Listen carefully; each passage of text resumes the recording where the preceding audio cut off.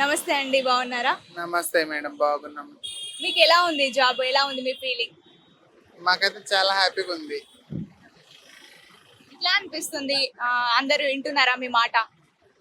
వింటున్నారు అందరు వింటున్నారు, బాగానే ఉంది. వేరే స్థాయి నుంచి ఇప్పుడు ఈ స్థాయికి రావడం ఎట్లా అనిపిస్తుంది మీకు?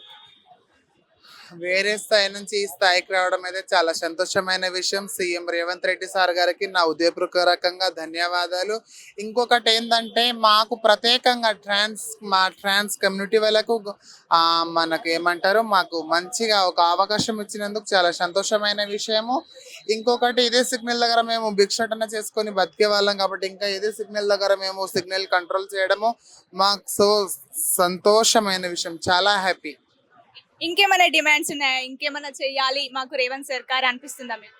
ఇంకా డిమాండ్ అంటే, నాకైతే ఇంకా డిమాండ్ చేయాలని ఉంది. ఎట్లా డిమాండ్ చేయాలని ఉందంటే, ఇప్పుడు మా దాంట్లో చాలా చదువుకున్న వ్యక్తులు ఉన్నారు.